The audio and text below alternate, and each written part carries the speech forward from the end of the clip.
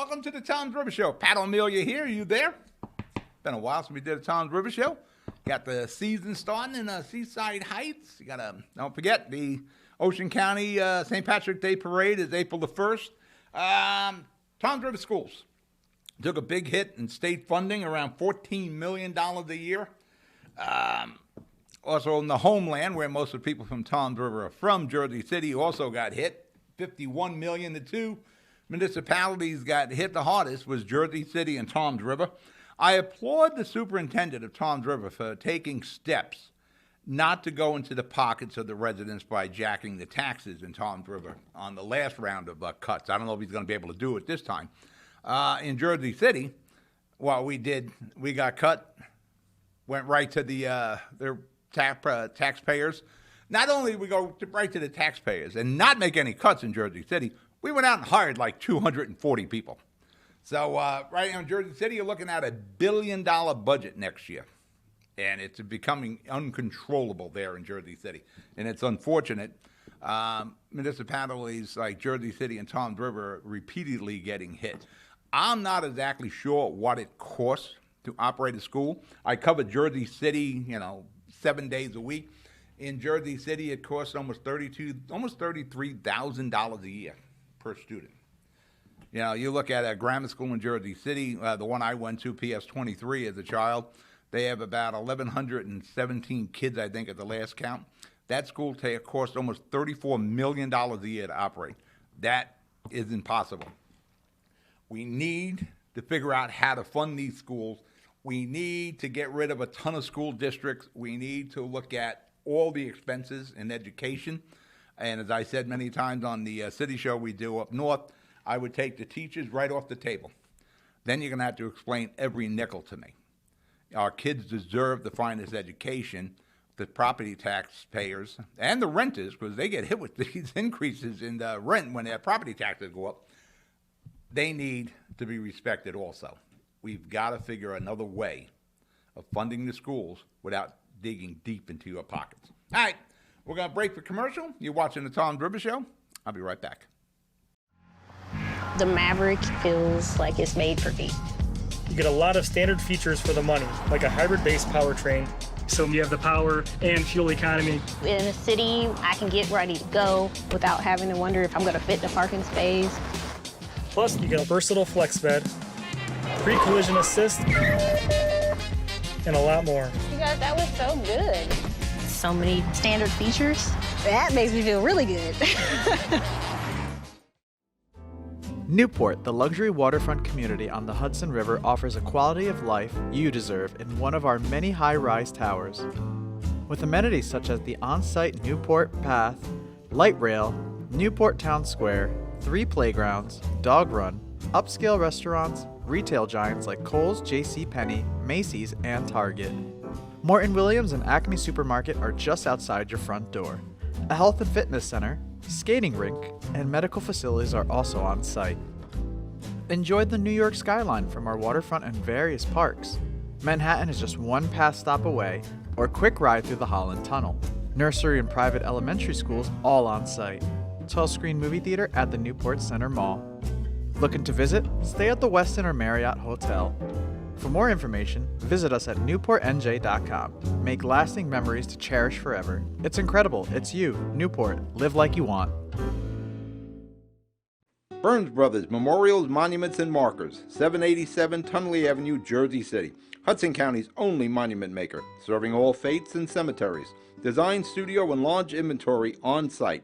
Cemetery inscriptions and custom orders welcome. Burns Brothers Memorials, Monuments, and Markers, 787 Tunley Avenue, just south of Secaucus Road. Craftsmanship that will last for all eternity. Burns Brothers, Jersey City, Albert H. Hopper, North Arlington. Visit us on the net.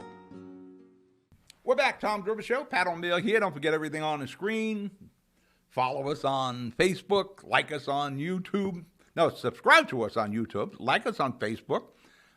Subscribe to us on Twitter and Instagram. And don't forget live stream Vimeo. That's where we archive all our shows. That's our streaming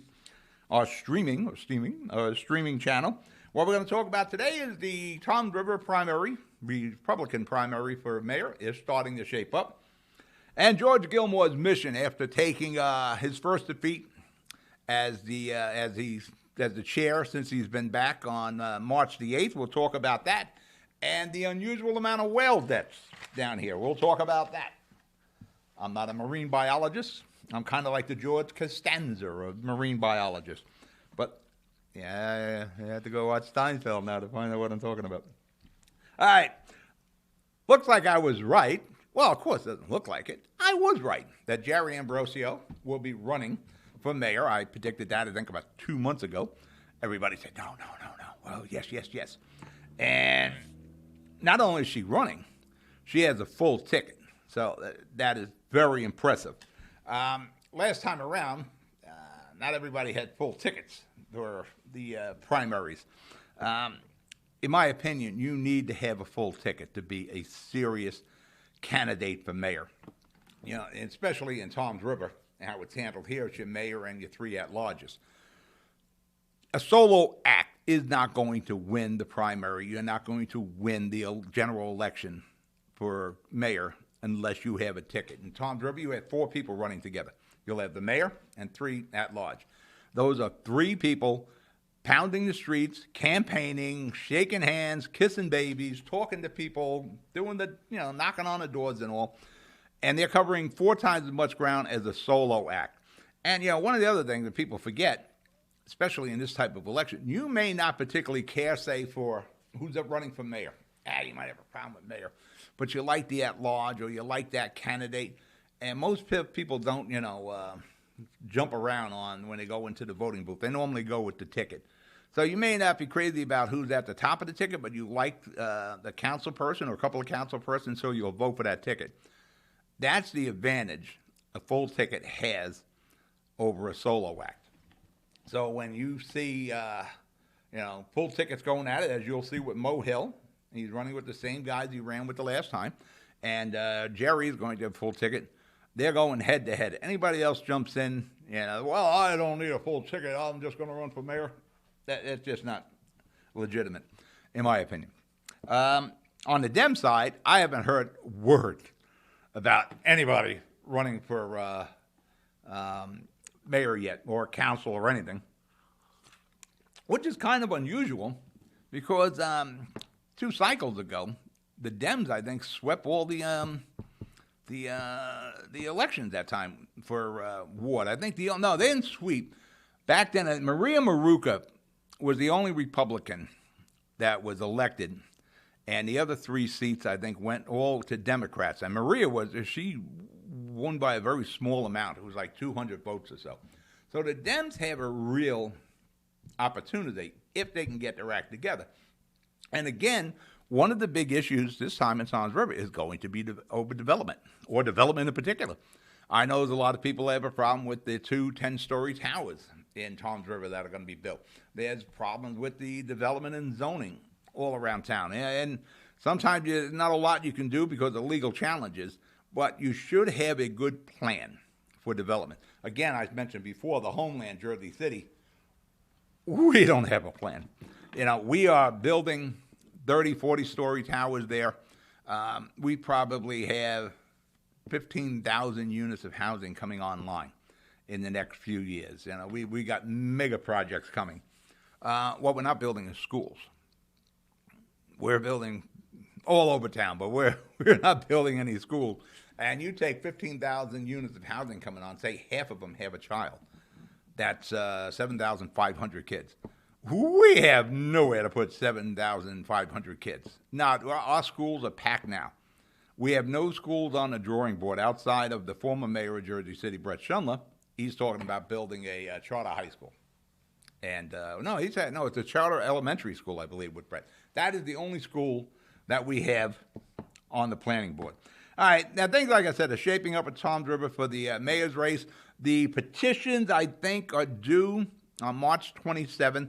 But right now, I'm sure what we're going to see Mo Hill. He has his full ticket. You're going to see Jerry Ambrosio. She has a full ticket. I wouldn't put it past Dan Roderick to get in, but if Danny doesn't have a full ticket, then it's not really a serious candidate, in my opinion. It might be a surprise there. There was a fella I didn't catch his name. I only caught the back end of the interview with Bill Spadia. He was running, he said, for mayor in Toms River. So we'll see. We'll find out at the end of May. I'll be producing again the Republican primary debate, broadcast live on live stream, YouTube, Twitter, etc.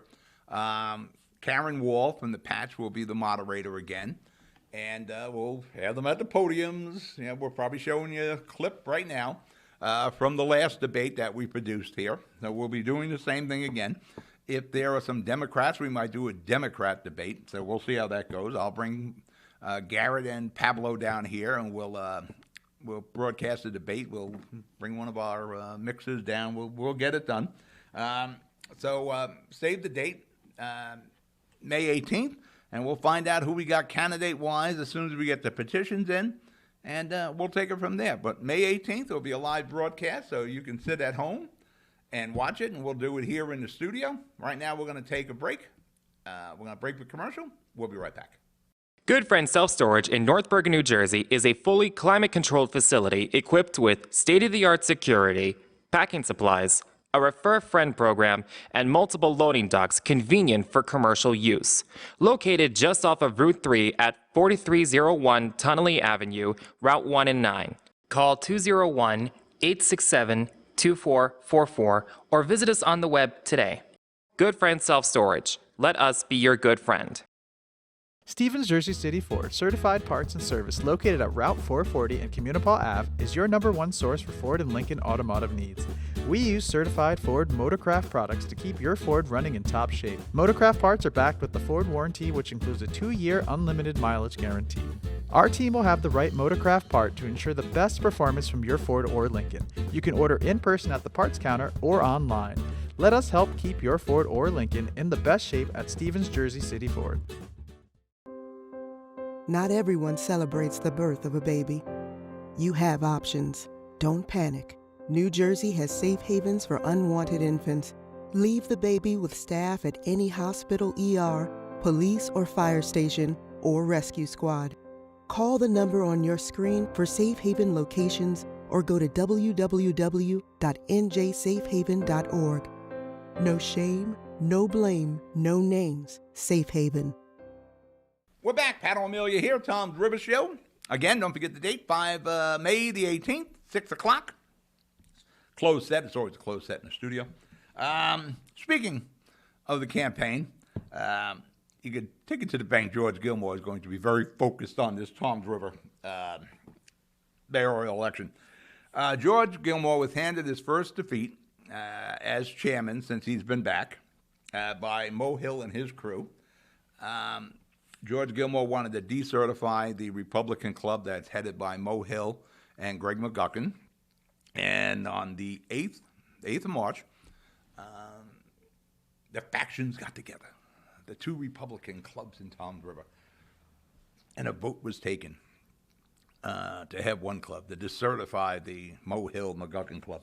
Well, that didn't work out for George, and George is normally pretty good when it comes to counting the votes. George lost the vote by 116 to 109. So Mo Hill and McGuckin survived the attempt by George.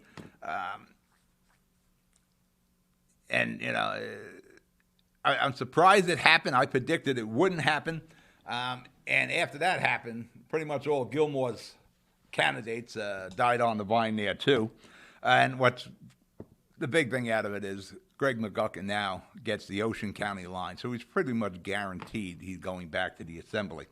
But before Mo and McGuckin start doing happy dances, we beat George, I'm going to remind you, you won by 7 votes.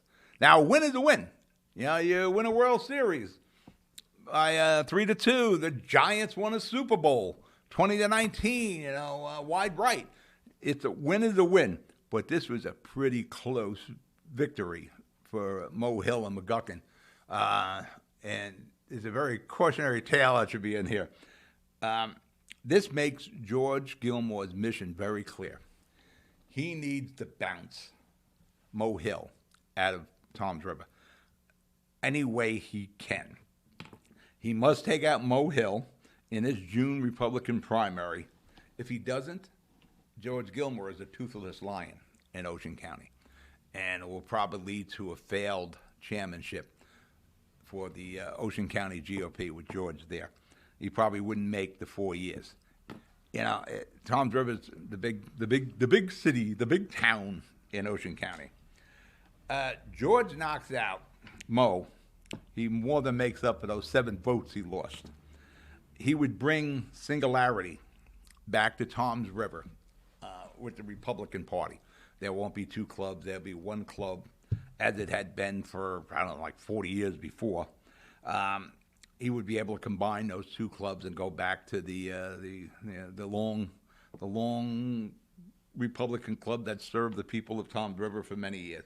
And he positions Ocean County in a very strong position as you start looking at the race for governor in New Jersey here. It is not going to be successful chairmanship for the chair of the Ocean County GOP if you don't have the county seat, in this case, Toms River. So you can look for probably the most expensive campaign for primary victory in Toms River in the history of Toms River. Now, like I said, we got Mo Hill and you got Jerry Ambrosio going. Yeah, you probably have a third, maybe a 4th candidate going, but it's really Mo Hill and Jerry head-to-head, but really it's Mo Hill and George going head-to-head here. George will not leave anything on the table. He will manage that campaign for Jerry Ambrosio and her running mate. George is a political genius. Now, he got bumped there on March 8th. Something didn't work out. So he didn't count his, eggs in the basket wrong. He didn't get his vote count. He's not going to make that same mistake twice. He is going to make sure he's going to do everything, because it's Jerry Ambrosio and her ticket against Mo Hill and his ticket, but really it's George Gilmore versus Mo Hill. George is going to do everything possible to win this primary. He can get the primary victory. He's in Schaefer City. He'll make it to the finish line. In this case, Jerry Ambrosio. George will take nothing for granted this time around. He is going to make sure all the T's are crossed, all the dots, all the I's are dotted, all the ducks are in a row. Every cliche I can throw out there, George Gilmore is going to make sure. He's going to make sure everything is on the table. He is not leaving anything on the table. He is going to do everything possible. This is George Gilmore's campaign. You can't be the head of the Ocean County Republican Party if you don't have the county seat. And that's what George has to do. So this is going to be a very interesting primary. It'll be more contentious than the last one, where we had Joe Coronado, who had the blessings of George Gilmore, Dan Roderick ran, and of course Mo Hill. I think George thought for sure Joe was going to win. Joe Coronado, who was the former Ocean County prosecutor, great guy, a great candidate, by the way. George is going to make sure he's going to do everything possible to win this primary, because really, like I said, it's his campaign. If he loses this primary, he loses Toms River, then I don't think he goes 4 years as the chair of the Ocean County GOP. He has to win this primary in Toms River. Like I said, he has to bounce Mo Hill in his ticket. And that's where you people of Toms River come in. You have to make a decision. Did Mo do the best job, or do you need a new slate of people? That's why we have elections. All right, we're going to break for commercial. You're watching the Toms River Show. I'll be right back. Introducing the all-new Ford Maverick. A truck for people who do stuff. And people who make stuff. People like Gabrielle Union. I make this look good, don't I? Who haul whatever they want to wherever they want. Like wood to build things made of wood with. And friends to get weird with. It's for long trips that the standard hybrid engine with a targeted EPA estimated city fuel economy rating of 40 miles per gallon helps with. That an 8-inch touchscreen connects with. And any trip that this interior makes more comfortable. But we'll let Gabrielle tell you all about it Or I could just tell them it's a Ford truck that starts at less than $20,000 MSRP. Yep, that works too. The all-new Ford Maverick, built to defy expectations.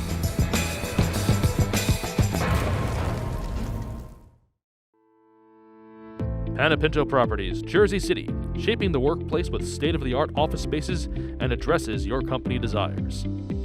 Building residences that define your home environment, adjacent to all modes of transportation with on-site parking available. The right address, the right lease. Call 201-521-9000 or visit online at panepintodevelopment.com. Panepinto Properties, building Jersey City for everyone.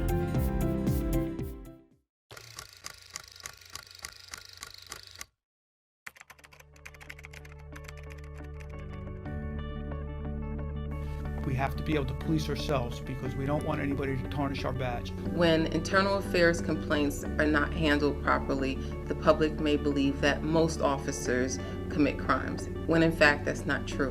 Most officers are professional. Most officers do not commit crimes. If complaints aren't taken properly and the community that we serve doesn't have a trust in the police department, I mean, there has to be legitimacy. If the community doesn't trust the police, how could we effectively serve them? And by having a really comprehensive internal affairs unit that handles the complaints properly and people have trust in the system, it enables us to do our entire job as a police department much better. We need the community as much as they need us. So that citizen that has lost trust in the community could be a very important witness for us tomorrow. We're back, Tom's River Show. You know, I have it written here. I actually write stuff. You probably think I'm just winging off the top of my head. That if George doesn't win the Republican primary, he would be a toothless lion. And Gilmore knows it. That's a pretty good line. I like that one.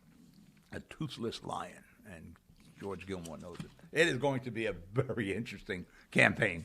It's gonna be like one of those Hudson County, North Hudson campaigns. It's gonna be contentious. All right, whale debts along the Jersey coastline. They washed up here in Seaside Park, you know, up and down the coast here. And is it a coincidence that the whales are dying and the wind farm is beginning construction off the coast of basically LBI, Seaside Heights, that area? I'm from Jersey City, as most of the people in Tom's River can trace their lineage to. But I talk to all the locals down here.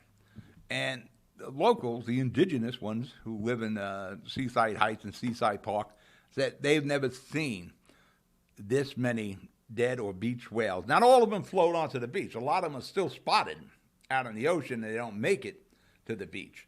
I think the number is like 16, which is astronomical for this time for any 1 year. I was going to say season, but any 1 year here up the coast of New Jersey. Now, the governor and the powers that be are saying, no, there is no evidence, any correlation between the record number of dead whales and the ongoing construction. What they're doing with the wind farms, as I understand it, I'm not a big believer in the wind farms. Oil, natural gas, and nuclear. I think that's a boondoggle. I think it's whatever energy that's going to generate is going to cost us a ton of money. It's not very reliable. Same thing with solar. We know what works. And I know they were talking about the climate change and all. I think the climate changes. But I definitely want to make sure that generations realize, coming out of the 60s, we have been on a clean agenda for a long time. Cars are much cleaner. The trucks are a lot cleaner. The waterways are a lot cleaner. You know, we're recycling. You know, my generation and the ones that seceded, they're doing a great job. We are the cleanest country on the planet. So let's not act like we got to go extremes here. We can bring in some solar and wind, but I wouldn't abandon the other sources of energy. And I know the governor's talking about electric cars all by 2035. What is suspected here is they're doing sonar mapping on the ocean floor, and I think probing for foundation sites. They got to drill into the ocean floor, and it's the sonar and the vibration that are interfering with the whale sonar. Now, every death that we've seen, a dead whale that washes up, it's always determined that, well, there was an impact with the ship and propeller damage that killed this particular, or whatever particular whale it is. Well, duh. Yeah, I know it's not the sonar itself, but what's happening, in my opinion, again, I'm not a marine biologist. I'm a George Costanza marine biologist here. It's the sonar is disrupting the internal sonar of these whales, and that's how they're getting into these shipping channels. Now, like I said, I'm a TV producer and host, so I don't know a lot about this, but I would want to eliminate the possibility. So I would want to make sure what we're doing out there isn't killing these whales. So I would immediately stop it, but that's not happening here. And it's amazing. There isn't a big outcry as you expect. It's deer hunt. We'll have a deer hunt. Whoa, we can't have a deer hunt and kill the deers or bears or the bears. The deers are running out on the parkway. And listen, I would like to figure out a way we can get these deers to cross the parkway without being injured. But they're not going to stay in a tunnel or something like that. But there's a huge outcry if there's any attempt on bears or deers. Come on, we're killing a whale. That seems to be okay. Drilling for oil. It's an environmental problem if we drill for oil and natural gas. Isn't that an environmental issue here when we're killing the whales? Did we learn nothing from Star Trek? Another cultural thing there. We need to save the whales. I think we've been here before, right? Save the whales. What has to be done is we have to stop all construction that's going on right now, all the mapping, until we are certain. But one of the problems with before we believe that things are certain is we no longer believe our government. We no longer believe our media. So whatever information we're given, we're going to question it because we don't have the trust that we used to. There's no media out there like Walter Cronkite and Bill Butel and Roger Grimsley, those guys. And it was very questionable with the government now. So I would suggest we get somebody independent, and I mean out of the United States for this. I don't know, maybe we bring people in from the UK or Italy to do the investigation for us and let them release the results. The BBC, they have different news than we have. You want some legitimate news, maybe you tune into the BBC these days. But that has to be done. If we're killing the whales, then we have to stop that. And I firmly believe, again, I'm not a marine biologist. I think I speak for most people. There is a correlation. I believe there is. And until we're sure there isn't, everything has to stop out there off the coast of New Jersey. All right, we're out of show. You be good. You be safe. I'll talk to you later. Good night.